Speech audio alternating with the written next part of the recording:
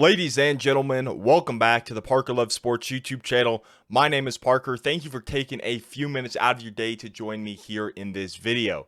In today's video, we are going to be previewing a must-win game for the Denver Broncos here in Week 2 versus the Commanders.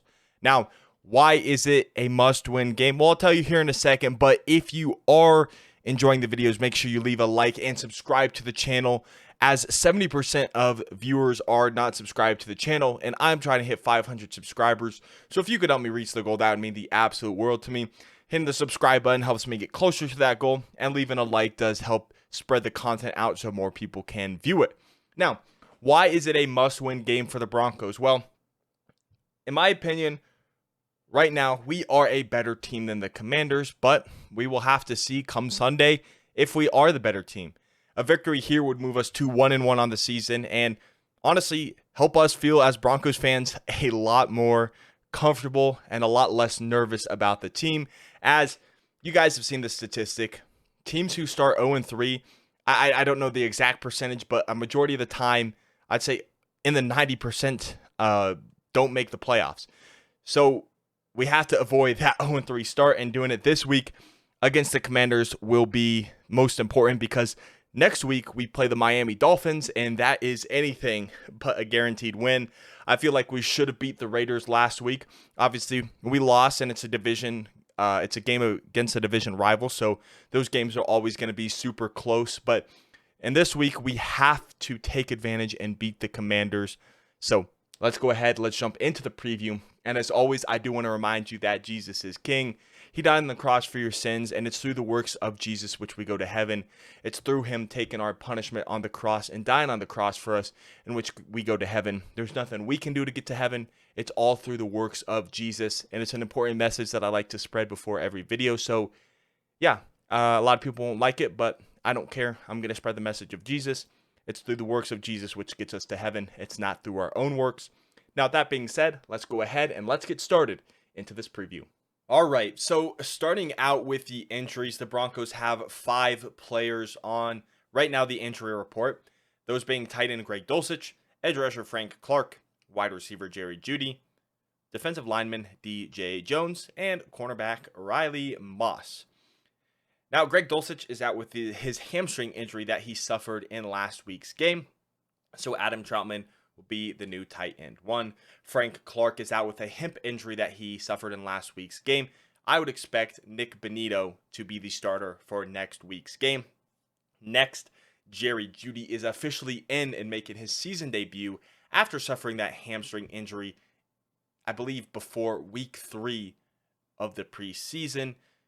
I'm excited. Wide receiver 1's back. My favorite player is back on the field. Can't wait for Russell Wilson to have his number 1 wide receiver back. Then DJ Jones has a knee injury. It's unspecified whether or not he's going to play. I'd expect him to play, but we will have to see. Riley Moss has an abdomen injury. It is unspecified whether or not he's going to play.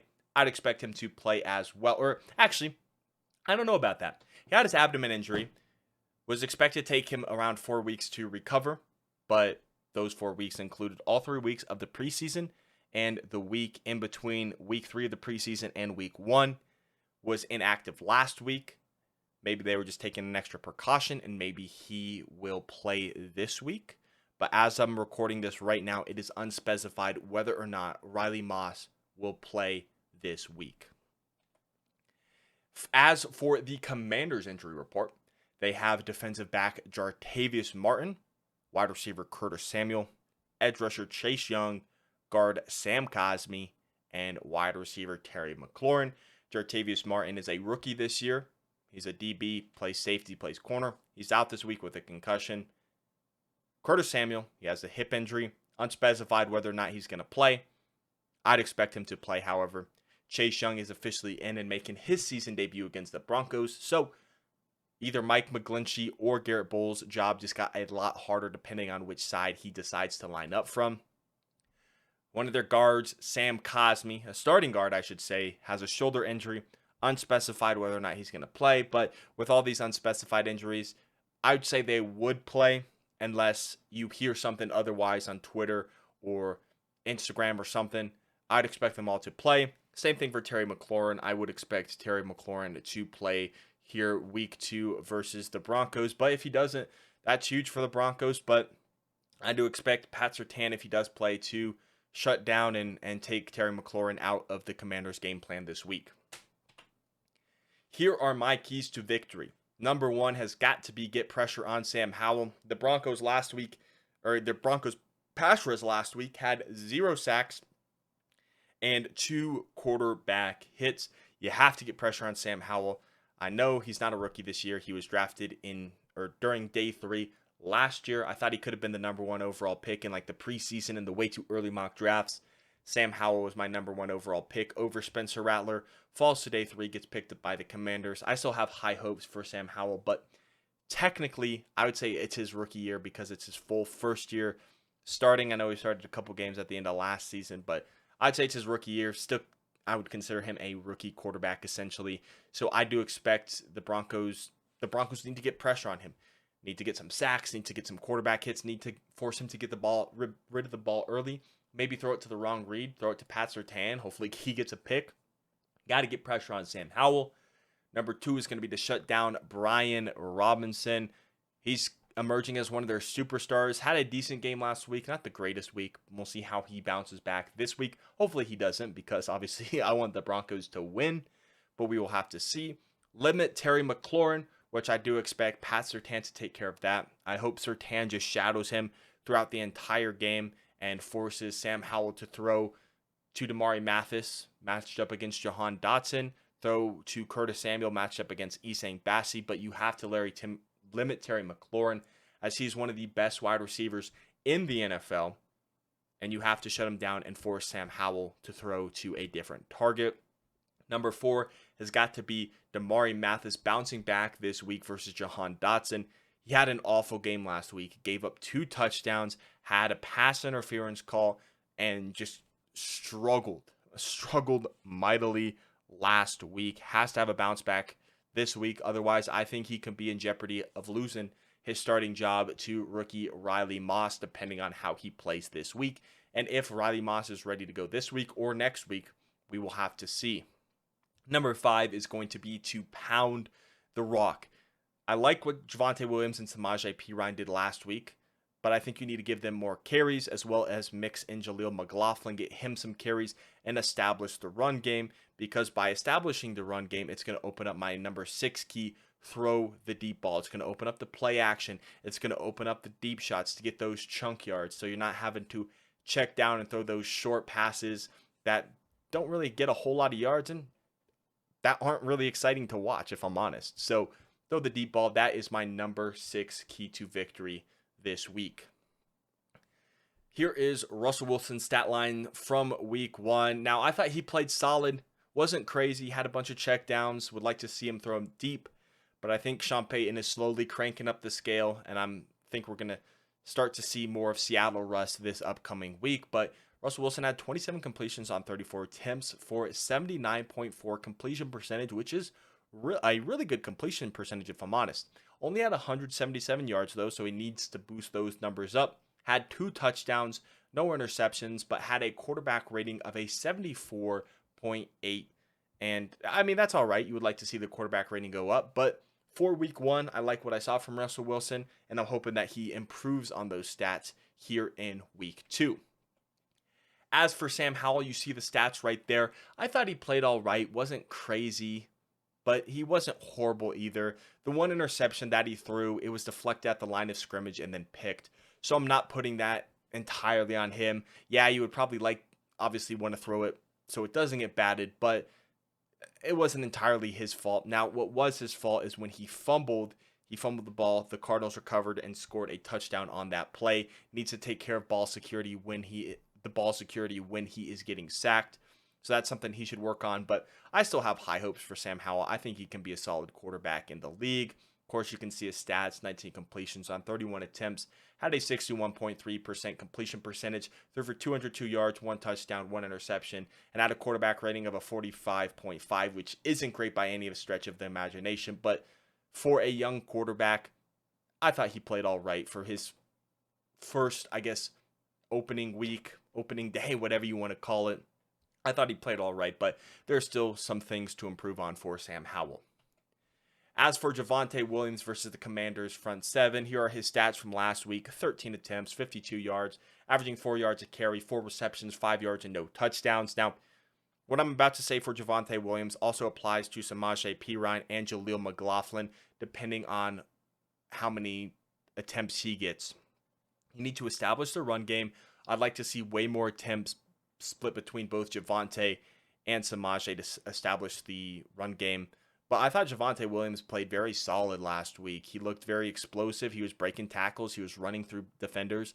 Didn't look like Javonte Williams of old yet, so I wonder if he's still kind of maybe going a little bit lighter. I know he says he's at 100%, but I wonder if he's taking it easy for right now, just so he doesn't get super injured. But we'll have to see. I think Javonte Williams is going to. What I think is going to happen is Sean Payton's going to start slowly increasing his workload week by week, and will eventually, in the next few weeks, see the Javonte Williams of old, where he was breaking so many arm tackles, and you had to hit him and wrap up and bring him down to truly bring him down. Just truly tackle him. No arm tackles, no hitting him, and he gets tackled.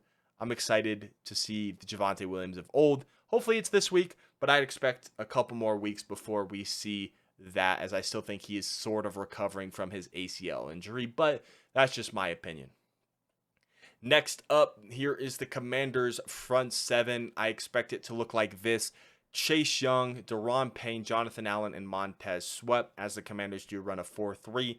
Chase Young and Montez Sweat will be the starting edge rushers, with Daron Payne and Jonathan Allen being the interior defensive linemen, providing that interior pressure, and the linebackers being Kalike Hudson, Cody Barton, and former first-round pick Jamin Davis.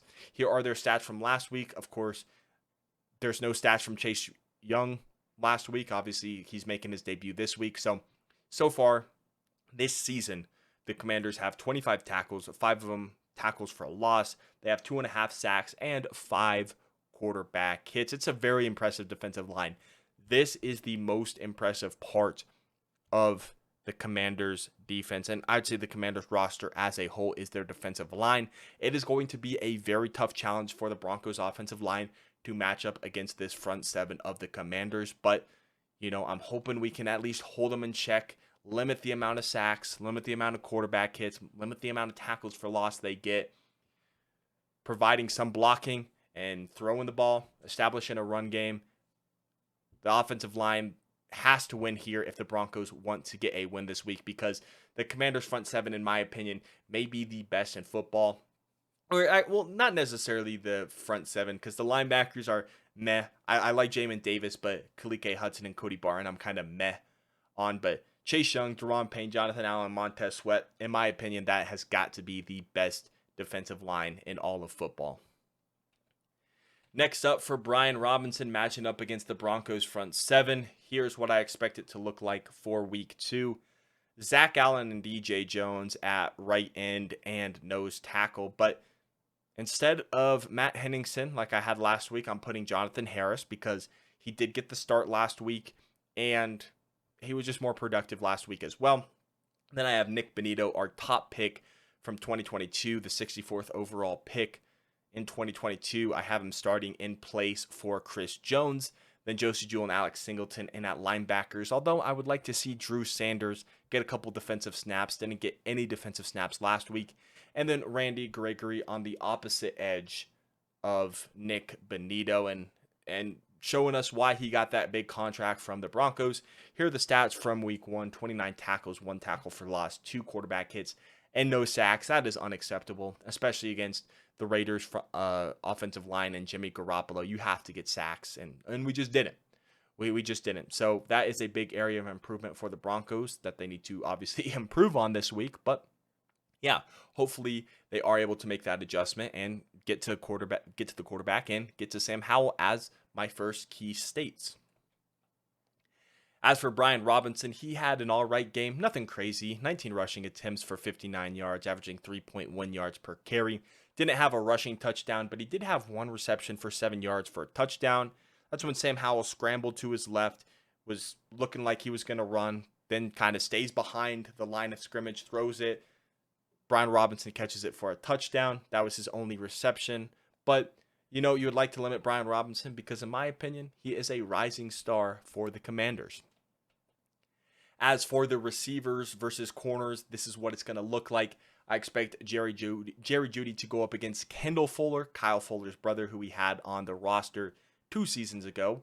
Courtland Sutton versus Emmanuel Forbes, who I really like Emmanuel Forbes. I think he could end up being the Commanders' cornerback 1 by season's end. I think he's super talented, especially from what I saw in week 1. And then Marvin Mims versus Benjamin St-Juste in the slot. So Jerry Jeudy versus Kendall Fuller. My favorite player and wide receiver 1, Jerry Jeudy, is making his season debut. You can see his stats from last season.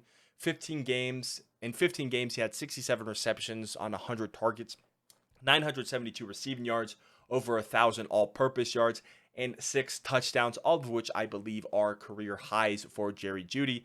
I'm expecting a big breakout year this season for Jeudy, and I'm excited to see what happens. Now, of course, he will be matching up against Kendall Fuller, their number 1 corner. At least that's what I expect to happen, so it won't be easy. But I do expect Jerry Jeudy to pop off in his season debut. Maybe that's just my bias speaking because he's my favorite player, but I truly believe it. I think Jerry Jeudy is such a talented wide receiver. As for Kendall Fuller last week, he was locked down. 6 tackles, 3 solo, 3 assists, no pass defended, and no interceptions. But that's because from what I saw in last week's game, they really didn't throw Kendall Fuller's way. He was playing solid. Now, I do expect the Broncos to target Jerry Jeudy this week, even against Kendall Fuller. But yeah, he was absolutely locked. I would say he was locked down last week from what I saw personally. But yeah, I like Kendall Fuller. I think he's a solid cornerback 1, and it will be a tough test for Jerry Jeudy. It'll also be a tough test for Courtland Sutton as he's going up against Emmanuel Forbes, who, like I said a little bit ago, I think he could end up being the Commanders' cornerback 1 by season's end based on how he played in week 1. Now, Sutton last week had 4 receptions on 5 targets, had 32 yards, a touchdown, and a 15-yard reception, which was his longest of the ball game. Now, he was only targeted once in the second half, which is unacceptable, especially the fact that he was your wide receiver 1 last week and he was only targeted once. You got to pump those numbers up. That was just unacceptable. And you need to target Courtland Sutton more. You need to target Jerry Jeudy more. You need to target your wide receivers more. I feel like they were under-targeted last game with how many dump-offs and check-down passes there were last game. I'm okay with a couple of those, but you got to throw it in the medium range, and you got to throw it deep. So, yeah, Courtland Sutton, I'm hoping he has a little bit better of a game than last week. Of course, got the touchdown and 32 yards, but I'm hoping for a little bit more production. I'm hoping for like 50 to 75 yards. 100 yards would be nice, but I'm expecting maybe 100 yards from Jerry Jeudy, and then Courtland Sutton being a complimentary receiver. Maybe he gets 100, but I'm expecting more of the 50-yard range for week 2, but we will have to see, as Emmanuel Forbes looked terrific in their start last week. Their first-round pick out of Mississippi State had 3 tackles. All of them were assist tackles, 1 pass defended, and no interceptions. But that 1 pass that Emmanuel Forbes defended was really impressive to me. The way he was able to jump in front, deflect it away, knock it down. I thought he looked tremendous. Fluid feet, able to flip his hips, run with the receiver. I really like what I saw out of Emmanuel Forbes this season. Now, every player has like a great 1 game. You have to be able to build it up over multiple games, but so far from what I've seen, I really like Emmanuel Forbes for the Commanders. And yeah, like I said a billion times at this point, I think he could be the Commanders' cornerback 1 by season's end. Next up, we have Marvin Mims versus Benjamin St-Juste. I'd like to see Marvin Mims more utilized this game. Of course, wasn't utilized that much last game. Of course, typically with skill position receivers, they get a gradual increase in production over time as rookies. So I expect this week to have more production than last week, and next week for him to have more production than this week, and so on and so forth, as he only had 2 receptions on 2 targets for 9 yards. no touchdowns, and a long of a 5-yard reception. Didn't really run deep, and I think that's what you need to use with Marvin Mims. You need to utilize his speed to stretch the field deep, have the safety come over top and help, and then that will open up receivers more in the medium to underneath ranges. So you got to use Marvin Mims' speed, but I'm hoping for a big bounce back this week because it wasn't a whole lot, or it wasn't super productive last week because he just didn't get that much playing time last week. Let's be honest. Then he's matching up against Benjamin St-Juste, someone who I really like from the Commanders. I think he's one of the more underrated players in the league. Drafted out of Minnesota, the University of Minnesota, I believe. Had a solid game in week 1, 4 total tackles, 3 solo, 1 assist, no pass defended, no interceptions. But I like Benjamin St-Juste. He is their slot corner. Like I said, I think he's an underrated cornerback for the Commanders in that secondary. And I like that cornerback trio of Kendall Fuller, Emmanuel Forbes, and Benjamin St-Juste. We'll have to see how they play, but I like St-Juste. It depends on how Marvin Mims is used. If Marvin Mims is utilized as that deep ball threat and as that just speedster where he's going to run by St-Juste and be open down the field, I think Marvin Mims is going to win that. But if they try and utilize him more so underneath, I still think Marvin Mims could win. But I like Benjamin St-Juste in that area. So it'll be a tricky matchup to see who wins here in the slot. I like Marvin Mims and his upside, but I also think St-Juste is an underrated player. So this is one of the more exciting matchups one of the matchups I am most excited to watch this weekend. As for Adam Troutman, last week he had 5 receptions on 5 targets, 34 yards, no touchdowns, and a 15-yard long reception. Now, Adam Troutman isn't a crazy receiver. We're going to miss Dulcich in the receiving game at the tight end position. Troutman, though, he's going to help out in terms of blocking.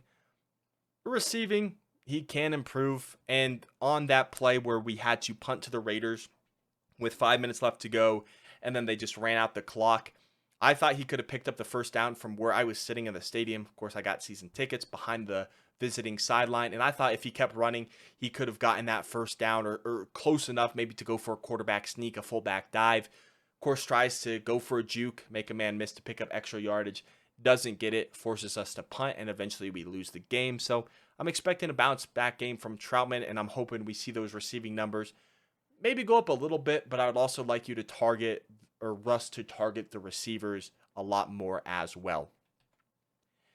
Now, for the Commanders' safety, one of the more underrated safeties again in the league, Cameron Curl. Now, didn't have the greatest game last week, was targeted 7 times, allowed 6 completions, had an 85.7 completion percentage allowed 26 yards, missed a tackle, and allowed a passer rating of an 82.1.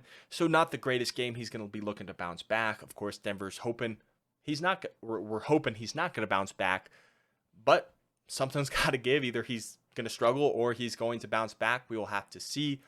But he will provide that safety blanket and coverage if Marvin Mims, the Broncos are going to try to use his speed to run down the field. Cameron Curl will probably play deep to help cover him deeper down the field, just like I expect Justin Simmons to do this week and also next week against Jalen Waddle and Tyreek Hill, which I'll talk more about, of course, in next week's video. But Cameron Curl, one of the more underrated safeties. We'll have to see how he plays after a not-so-great game in week 1 and how the Broncos are going to utilize their wide receivers against the Commanders' secondary. Now, the Broncos corners versus the Commanders receivers. The matchups are going to be Pat Surtain versus Terry McLaurin, Damari Mathis versus Jahan Dotson, and Isang Bassi versus Curtis Samuel. So first up, Pat Surtain last week had 2 tackles, both of them solo tackles, and 3 passes defended, which was a career high in one game for Pat Surtain. Against Davante Adams, he only allowed 2 receptions for 11 yards and 3 passes defended. And I think Davante Adams is a top 3 receiver in the league. And I like Terry McLaurin. I think he is one of the best receivers in the league. But after what Surtain did against Davante Adams, I expect him to do the same thing against Terry McLaurin. And I'm expecting him to pretty much lock up Terry McLaurin and force Sam Howell to throw to his other receivers and other weapons on offense. And if he does look McLaurin's way, maybe it's like for a quick slant or just a pickup of a few yards. And Maybe if he throws it even deep, Pat Surtain ends up with a couple interceptions this week. But that is, of course, wishful thinking. Next up for Terry McLaurin, didn't have the greatest game in week 1. 2 receptions on 4 targets, only 31 yards allowed, no touchdowns, and a 19-yard reception. Terry McLaurin is going to be, of course, looking to bounce back next week, but against Pat Surtain, I don't know about that. Of course, as a Bronco fan, I think Pat Surtain is the best corner in the league, so it will be hard for McLaurin to do. But yeah, I'm expecting Surtain to win this matchup versus McLaurin. Now, Damari Mathis versus Jahan Dotson. As a Broncos fan, I'm hoping Damari Mathis bounces back because last week was not his game. He got those 5 tackles, but that's because he was getting burnt and he needed to make the tackles. Gave up 2 touchdowns to Jacoby Myers last week. Had a pass interference call in the end zone. Just an overall bad game from Damari Mathis. I expect him to bounce back. And if he doesn't, like I said, the Broncos, we traded up in the 3rd round for Riley Moss. So if Damari Mathis doesn't improve, maybe the Broncos throw in Riley Moss and see how he does at some point. If he's active this week, maybe he comes in for a few plays, or maybe he starts next week. I don't know. I'm expecting a big bounce back week from Damari Mathis, but we will have to see if that happens come Sunday, because he is going up against the Commanders' 1st-round pick from last year, has established himself as the wide receiver 2 in the nation's capital. He has 5 receptions on 7 targets for 40 yards, no touchdowns, and he has allowed, his longest reception this season was 14 yards. Not crazy, not super great. It looks like all the Commanders receivers struggled last week, but Jahan Dotson had a solid performance last week against the Cardinals. Then Isang Bassi versus Curtis Samuel, the preseason hero, got a pick in every single one of the preseason games for 3 interceptions. And then last week against Hunter Renfrow, you didn't hear Hunter Renfrow's name last week. Isang Bassi played lights out against Hunter Renfrow last week, and I'm expecting the same thing against Curtis Samuel. He had 2 tackles, 1 solo, 1 assist last week, but no passes defended, no interceptions. I don't know if Jimmy Garoppolo threw his way last week, so I was very impressed by how Isang Bassi played last week against Hunter Renfrow.